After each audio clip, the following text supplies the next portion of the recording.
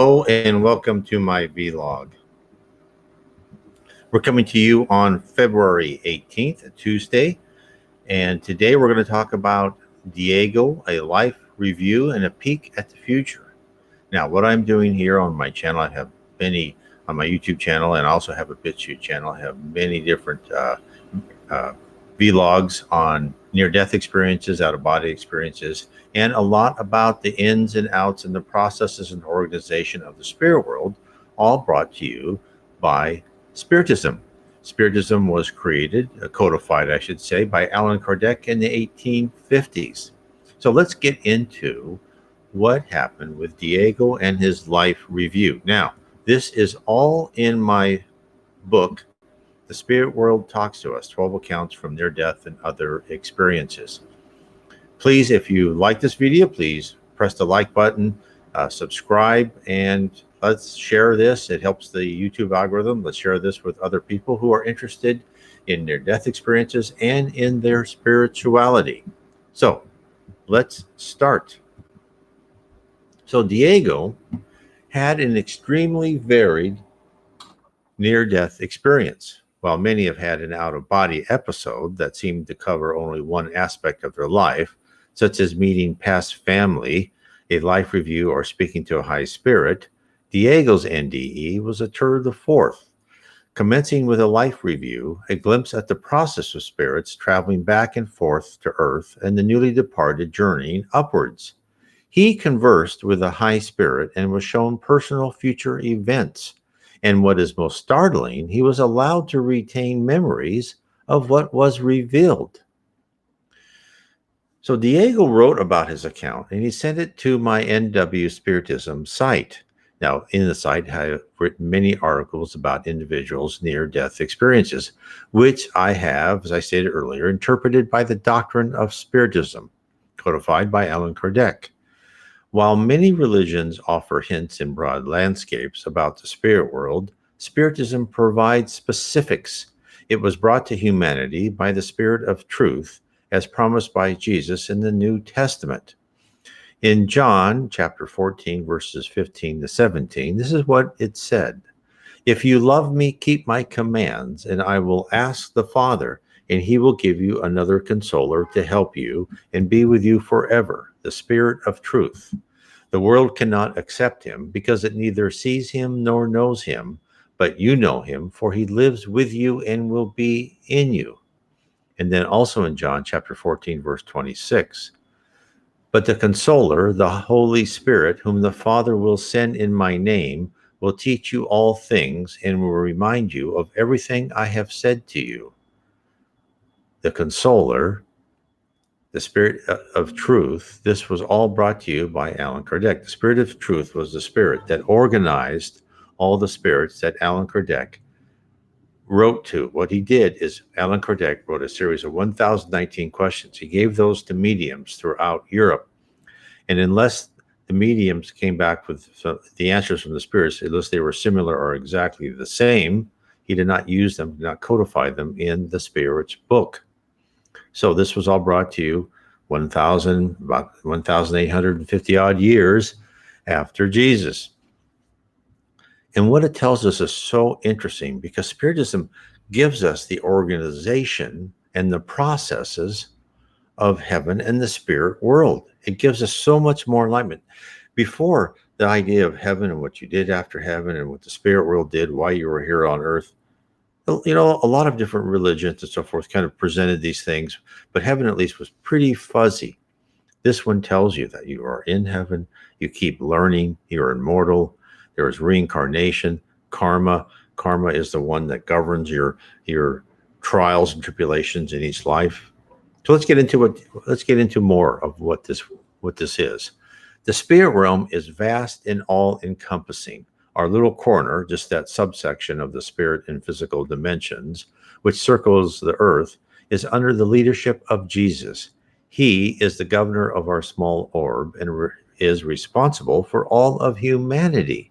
He decided it was time to free all cultures from the manipulation of organized religions, which had forgotten that they were on this planet to serve mankind, not to be served.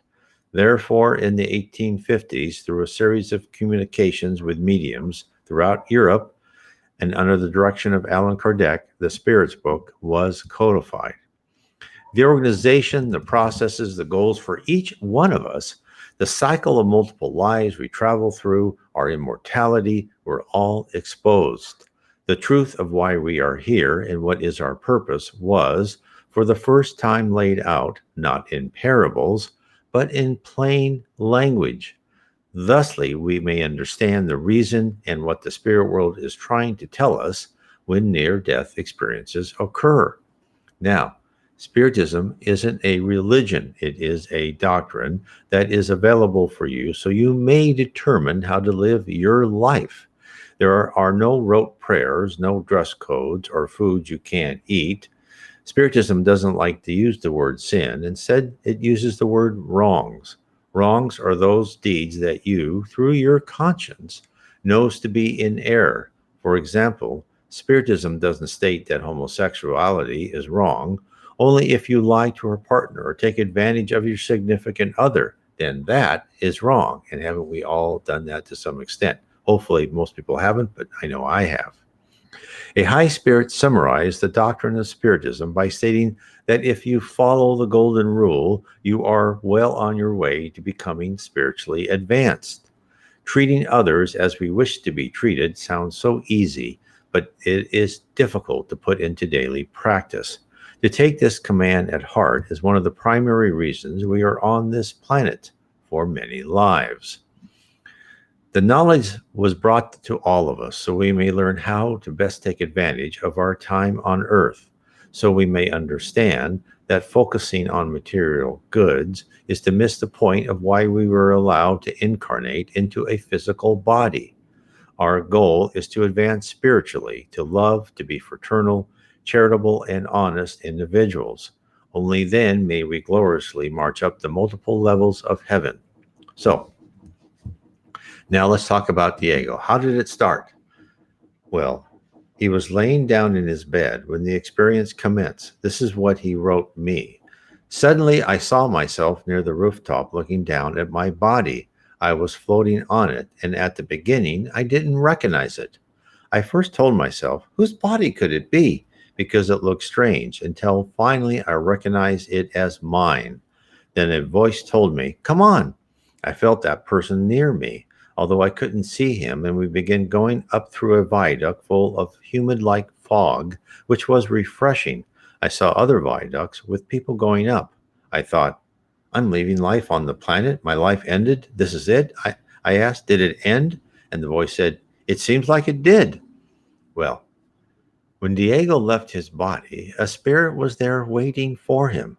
One hears this fact over and over again in NDEs.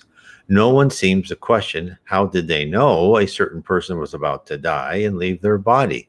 We just seem to accept that fact, like children knowing that their parents are there in the middle of the night when they have had a bad dream. Children don't question the presence of their parents, they are just there. Whereas we should, because knowing why spirits are on hand to greet us and show us the path to the light is one step in acknowledging how the spirit realm constantly watches and cares for us. There is an answer, and it lies in the fact that spirits live in a world of 4 dimensions, not 3. There is more. The speed of light isn't the speed limit in the spirit world. As Diego ascended out of his body to an undetermined place, he saw more. This is what he wrote. I left my body with the sensation of an ascending pathway and flew to a place which was still. There was a subtle bluish fog, a dark dimness. Suddenly I thought, am I talking to myself? I kept on ascending until I arrived to a sort of a small square. There were 2 beings of whom I could only see their big eyes. I talked with them and asked them if I was leaving in a definite way, and they answered me, maybe yes. Then I told myself, am I dreaming? The guides told me, no, you are not dreaming. Look at your family. In front of me were the dead persons of my family. There are also people I didn't know and a lot of children. All of them were smiling and they were very happy to see me. When I tried to get near them, they told me not to do it because if I did, they would embrace me and I would feel such an indescribable love that it would already be impossible for me to go back. Now, let's talk about a couple of things here. A spirit met Diego at the time of his NDE in seconds after he left his body. Family members who were deceased were gathered to meet him. This is the point of the story where people who doubt the validity of near death experiences point to the false convenience of collecting a group of people, all known to the person reporting the story, instantaneously. It is as if one woke up thinking about 4 or 5 best friends and wishing to see them at a certain location, a place where they'd never previously been, and then going to that place and they're all waiting for you. If one is speaking about our physical world, then I would have to agree the possibility of such an occurrence is minimal. But we aren't talking about our world. We are now in a different realm entirely, a place with a different set of rules, a place that is actually our true home, not this planet upon which we have been sent to be trained. So let's talk about the sight and speed of spirits. It all makes sense when Spiritism starts explaining many things. So Diego was now in the spirit realm. When you two return to life as a spirit, you also will enter a realm in which thought is action, where succeeding levels of heaven confer increasing capabilities. In the Reverend Owen's book, which is a collection of 4 of his books, Life Beyond the Veil, in the Lowlands of Heaven section, his mother tells him what to expect on the first level of heaven. This is what she said to her son. She was in the spirit world. Her son was a medium psychographing what she was telling him. If a man could take his stand here on some one of the high summits, which with this landscape is crowned, he would hold some rather strange and unfamiliar sights. For instance, he would probably first observe that the air was clear and that distance had a different aspect from that it wears on earth.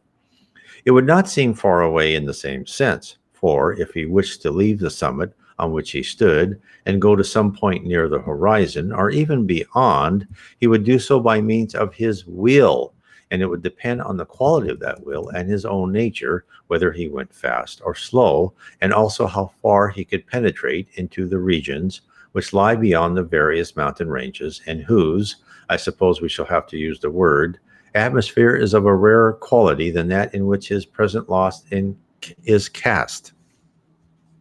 So what is she telling us? She's telling us what the books by Francisco C. Xavier have also revealed. The great medium, also called Chico Xavier, was a spiritist medium. He psychographed more than 500 books.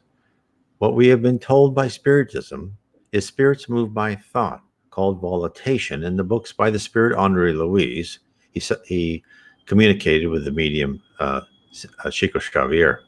When a spirit first arrives, they are usually unable to command their movement by thought. But as they learn and acclimate themselves to their new surroundings, they are able to travel at the speed of thought. There is no upper limit of speed, as the speed of light is in our universe. When Val Owen's mother talks about what regions a spirit is able to penetrate, she is exposing one of the primary tenets of life in the spirit plane. We, incarnates on earth, are made of dense matter. Spirits who live amongst and below us are slightly less dense. Hence, we can't see them. Spirits that dwell around us only have the power to move around the earth and below by thought. They are unable to rise above their level. The same is true in the levels of heaven. In the beginning level, where Jiva Owen's mother lived, she and her friends were able to travel to the surface of Earth immediately. She was also able to travel around the first level by means of her willpower alone, but she was not able to go to the higher levels of heaven. This is the rule for each successive level. Spirits may travel downward at will, but they're not able to become less dense, meaning more and more pure energy, until they acquire the required qualifications to be allowed to live in the next level. Hence, as you rise, your freedom of movement expands until some future time when you will be able to roam the universes at will. Now, Val Elwyn's mother further explains the differences between the spirits on different levels. This is what she says. It is on account of this that we do not always see those messengers who come to us from the higher spheres. They are seen by some better than by others, and are only truly and definitely visible when they so condition their bodies as to emerge into visibility. Now, if we go too far in their direction, that is, in the direction of their home, we feel an exhaustion which disables us to penetrate farther, and although some are able to go farther than others. So, what she just told her son explains why Diego could see some spirits and not others. The higher spirits, until they transform themselves into denser beings, would be difficult for Diego to see. He wouldn't be able to discern the details of their face or body. Just like a dog gets used to the parameters of their world when their owners have an invisible fence, we in our spirit form are limited in the same manner. In the most natural fashion, our boundaries are set. We are physically unable to go to regions which are beyond our capabilities.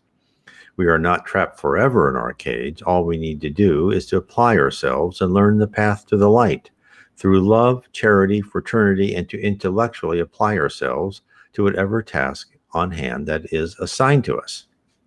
Now, next, Val Owen's mother lets us in on another attribute that is expanded as a spirit rises in hierarchy. This is what she says. Again, standing on that summit, the observer would notice that the firmament was not exactly opaque to the vision, but rather in the nature of light, but light of a quality which intensifies as the distance from the surface of the landscape increases. And some are able to look farther into that light than others and to see their beings and scenes enacting which others less developed are not able to see. Well, what she has said that it is hard to fully comprehend the immense power of a high spirit. The range of movement and the ability to see through mountains and dimensions is but one aspect. In a land where thought is action, the most dedicated, the highest achievers, those who are adept in all aspects, are the leaders. Val Owen's mother explains the full breadth of what the power of thought signifies. This is a quote from her. Also, he would see all around him dwellings and buildings of various kinds, some of which I have described. But those buildings would not be merely houses and workplaces and colleges to him. From each structure, he would read not its character so much as the character of those who built it and those who inhabit it. Permanent they are, but not of the same dull permanency as those of earth.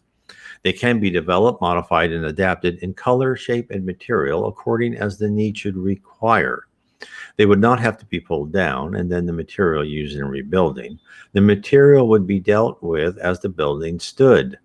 Time has no effect on our buildings. They do not crumble or decay. Their durability depends simply on the wills of their master. And so long as these will, the building stands and then is altered as they will. So, what is she telling us? She's telling us a lot about the spirit world. Spirits live in a world of logical constructs. There is no sense of time. There is no decay in the spirit world. A high spirit told Reverend G. Vowan, you can't think of time, you think of duration. Just as Vowan's mother said, someone built a building and it lasts as long as they wish it to last. Or until another high spirit says, can I tear down this building to the original person or persons who built it and change it? They'll say, fine. When a tree doesn't decay, doesn't die, right? Nothing decays. So we read books about conjuring, bringing forth objects from our mind, but this is a reality in the place you shall return to. A single or a group of spirits concentrate on what they want to construct and build it by their focus of mental energy. Now, doesn't this explain why we are being trained to become civilized beings on Earth? Don't we have to remove any trace of malice, jealousy, envy, desire for revenge, selfishness from ourselves before we are ready for such power? Would you dare to live on a planet where anyone could walk by, destroy your house, dematerialize whatever object they desire? Only in a world full of kind and loving souls could people live together amidst such commanding force. It is as if you were walking in a city where each citizen was fully armed, but you felt perfectly safe because you knew that you were loved and cherished by all. The weapons on their side only meant that you were protected, that no harm could ever come to you as long as you were guarded by such benign spirits. This is why we must train on earth to live through chaos and suffering to free ourselves of our baser inclinations before we can graduate to paradise. You have to earn utopia. They don't just let anyone in. And once you are there, you wouldn't want them to change their rules. Therefore, Diego's family and others who he would come to know in the future were gathered. All of them were notified of Diego's event, and they responded by arriving at the place designated to them by a higher spirit at a speed that is beyond our reality.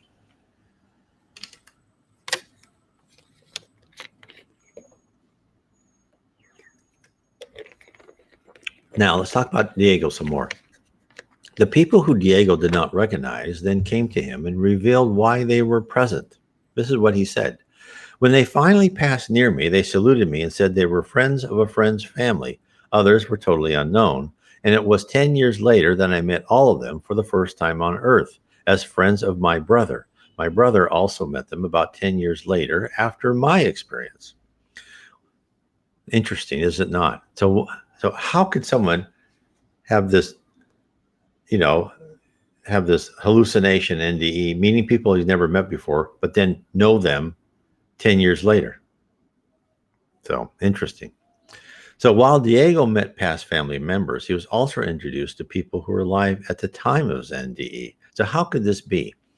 Again, Spiritism provides the reason. When we sleep, our spirit is free to roam. We are free to meet other souls whose spirits are liberated while sleeping. Spirits who are not connected to a body and locked on earth or below are spirits who reside in heaven. The unknown people gathered at Diego's NDE were freed from their body and requested to come to meet their future friend. Most probably, when they woke, their recollection of their time in the spirit world would have been translated into a fuzzy memory of encountering a stranger in an even stranger environment. In the book Spiritist Review, Journal of Psychological Studies of 1858, translated from French and published in 2015 by the United States Spiritist Council, there is a dissertation from an unknown spirit about sleep. It supplies a complete survey of what sleep means to souls at different levels and why our dormant state is vital for us. This is what this spirit said. Poor human beings, how little you know about the most ordinary phenomena that exist in your life. You think highly of yourselves. You think that you have a vast knowledge and remain speechless before these simple questions framed by all children. What do we do when we are asleep? What is the meaning of dreams? I don't have the pretension of making you understand what I want to explain, since there are things that your spirit cannot submit to, because one can only admit what one can comprehend. Sleep entirely frees the soul from the body.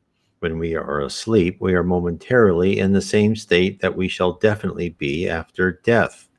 The spirits that have quickly detached from matter on the occasion of their death had intelligent dreams.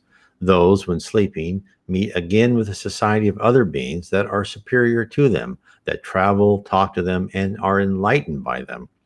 They even work on tasks that they find finalized when they die. This, once more, must teach us that we should not fear death, as we die every day, as once stated by a saint. All of this was said in respect to superior spirits.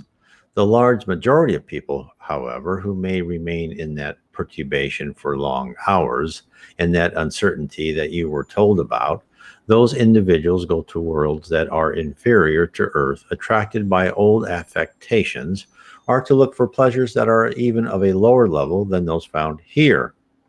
They will then learn doctrines that are even more vile, ignoble, and harmful than those that they profess among you. So you were talking about inferior spirits, spirits who are immature. Now carry on. What establishes the sympathy on earth is nothing else but the fact that we feel attracted by the heart as we wake up to those whom we have spent 8 or 9 hours of pleasure or happiness. What also establishes the irresistible antipathy is that deep there in the heart, we know that those creatures have a different conscience with respect to us. Hence, we know them not having ever setting our eyes on them. It is this that also explains the indifference, since we don't seek to make friends when we know that we have others that love us and wish us well. In one word, the sleep influences your lives more than you think. Through sleep, the incarnated spirits are always in contact with the spiritual world, allowing then that the superior spirits, without much repulse, do agree to come to incarnate in your environment. God wanted that during the contact with vices, they could reinforce their virtues in the source of goodness, so as not to fail as they come to instruct others. Sleep is the door that God opened to them to meet their friends from heaven. It is the break after the work, waiting for the great liberation, the final liberation that should reintegrate them back to the real world. A dream is the memory of what your spirit saw during the sleep. Notice, however, that you do not always dream, since you do not always remember some of what you have seen or everything that you have seen. It is not your soul in its full detachment. Often is nothing more than the memory of the perturbation that follows our departure or arrival, added to the memory of what you have done or what worries you during the waking state. Without that, how can we explain those absurd dreams of the scholars as well as the simplest person? The evil spirits also use the dream to torment the weak and others. As a matter of fact, you will soon see the development of a new kind of dream. It is old as the one you know, but ignored by you. It is the dream of Joan of Arc, of Jacob, of the Jewish prophets, and of some Indian foretellers. Such a dream represents the memory of the soul, entirely separated from the body, the memory of that second life that I was telling you about some time ago. For the dreams that you retain, the memory, try to distinguish well between those two kinds, as without it you shall fall into contradictions and cause dismal mistakes to your faith. Now, that's what the Spirit told a society of mediums in the 1850s.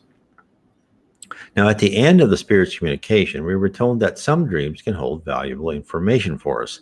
It is our responsibility to separate the important and relevant dream from the vast majority of nonsense dreams we all have. Lastly, I believe what the Spirit revealed to us illustrates the limitation and uses of our physical body. Our souls live in a temporary spacesuit, which requires periodic communication with the mother ship. It is as if when we don't have enough sleep, we run out of oxygen and our body begins to shut down without the resupply of air from the surface. We are submerged here on the surface of Earth, and we need to ascend periodically to refresh ourselves in the rarefied atmosphere of a higher plane. Okay, what's next? Let's talk about Diego's life review. So after he met with the people who had or will intersect with Diego's life, he was taken where he could examine his life. Diego experienced once again the feeling of ascending until he reached the intended destination. This is what he wrote. I began a dialogue in which I relived whatever I wished to, and then all my life. A process of judging myself began regarding the earth life. I questioned myself and wondered what I did right or wrong, but also adopted my own defense. And then I wanted to know the reasons for everything. I became inquisitive.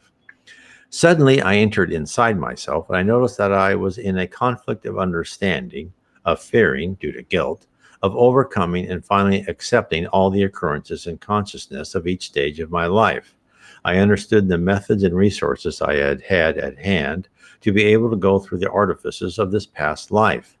I found myself in a lighter blue light. I saw groups of beings who saluted me. I noticed that no one judged me. They were all kind, while I did judge myself. I perfectly understood that what I had lived in this physical life was as important as it was unimportant. Then, and remember that when he said that, it's very revealing. Important as it was unimportant. I'll carry on with what he said. Then, identifying myself with my Diego ego in the earthly realm, I began to judge myself, to blame myself, and I took decisions accepting some things and leaving others aside, because in the death there was no real guilt. Nevertheless, They allowed me to understand all the contradictions, actions, situations in which I felt guilty or not guilty.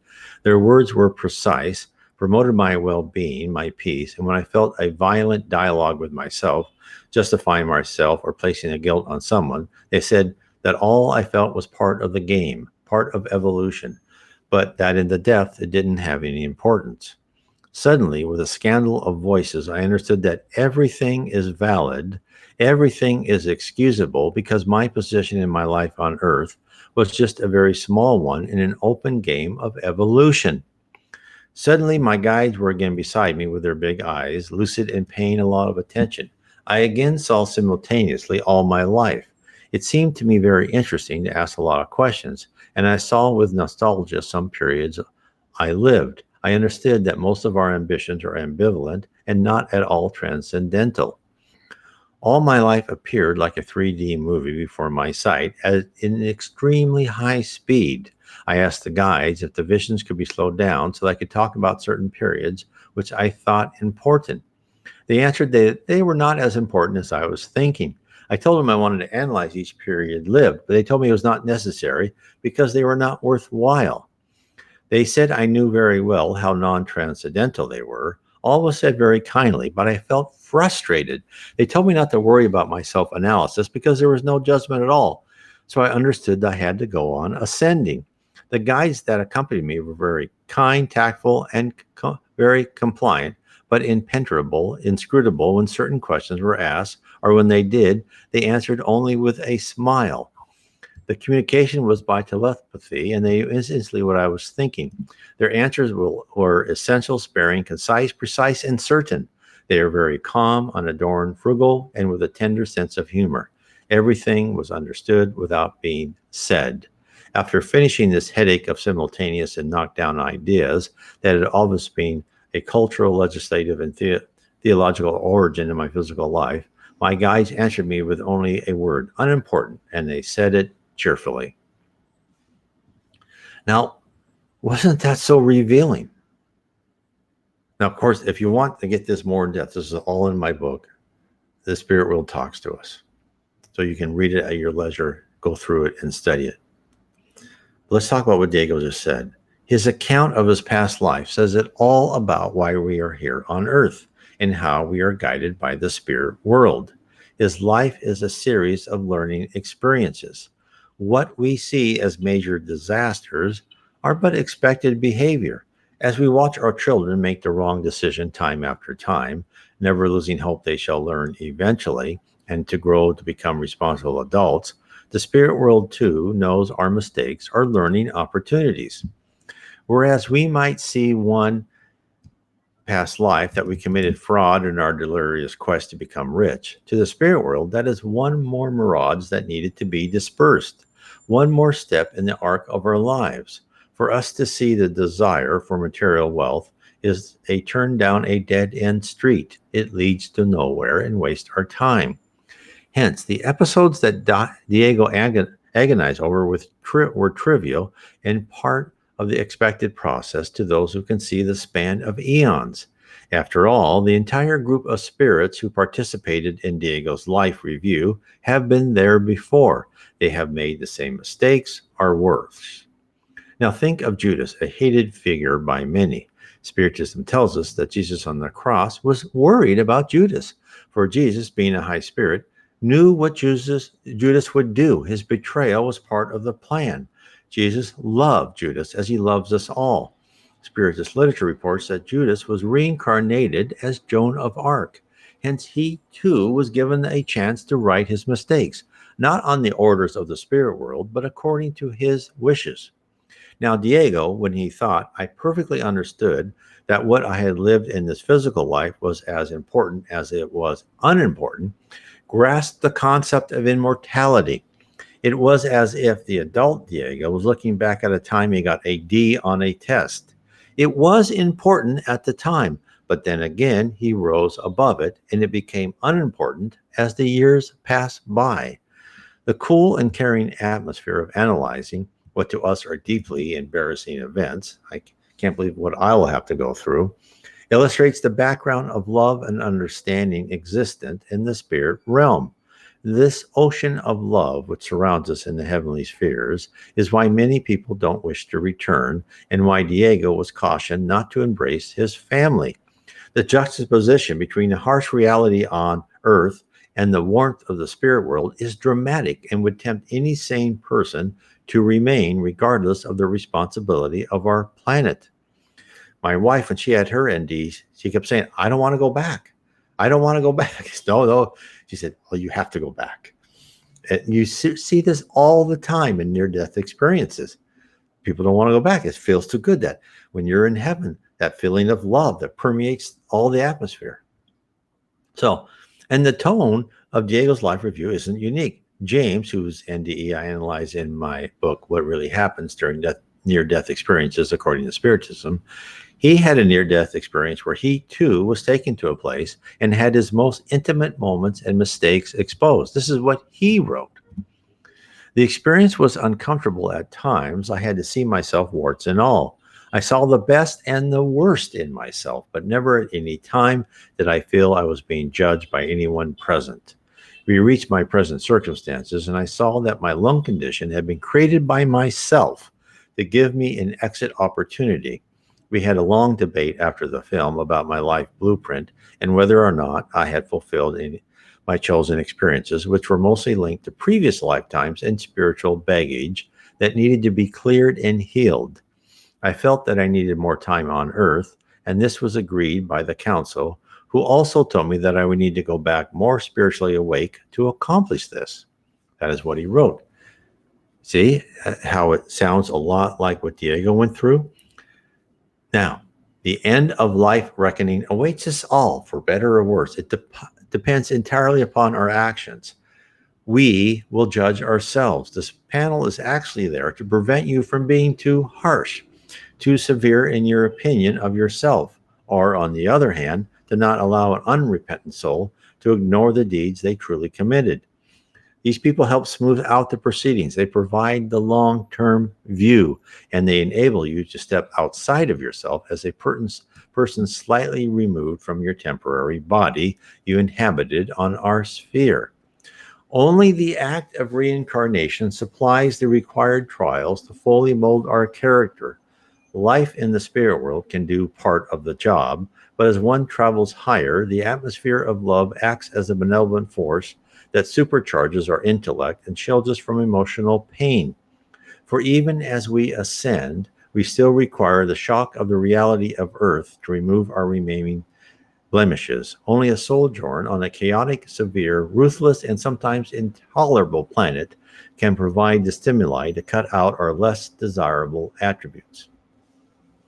Now, I will carry on with this. We'll do part two. That's probably a part three, because this Diego's life review is a very long chapter in my book, The Spirit World Talks to Us, 12 Accounts from Near Death and Other Experiences. So there will be a part two. I will live stream this also on a Tuesday on my YouTube channel, on my Spiritism YouTube channel. I will also upload this to my BitTube channel. Please subscribe, hit the like button. But again, this is all brought to you by Spiritism. Now, if you would like to learn more about the spirit world and how it actually operates, I would recommend a series of 3 books. And the first book is Heaven and Below, Book 1 of Spiritism. Now, this will tell you all about heaven, the areas below, the different levels of heaven, how spirits are in heaven. And then my second book, which is How We Are Guided by Spirits. And that is, well, I'm sorry, that's my third book. I went out of order here. That's How We're Guided. That's also, I'll talk about the future of Earth. Then my second book in here is book 2, is Spirits in the Spirit Universe. So I have Heaven and Below, talking about heaven, talks about what's below, a type of purgatory, talk about Jesus Christ, how he's the governor of our planet. My second book is Spirits in the Spirit Universe. What are your attributes of the spirit? How you learn? How do you go from level to level? How there are colleges and education on each level. And then book 3 is How We Are Guided individually and as a culture, a race, a country, whatever. And then what the future of Earth will be. How will we transition from a planet of atonement, where we are now, where we learned from our past wrongs, to a planet of regeneration, where there is love and the absence of hate and revenge and the more primitive emotions. So I hope you enjoyed this. I will come out with more parts on this. Please visit my blog, nwspiritism.com. And if you need to, please write comments. I usually try to answer the comments. If you want to learn more about Spiritism, I have a Facebook page also, Spiritism, the Spirit World Around Us. If you look in the file section, I have Spiritism 101. It's on PDF. And you can also, of course, get any of Allan Kardec's books on PDF. They're free. That's how I started. It's how I found Spiritism. So I want to say, everyone, thank you and God bless. God bless.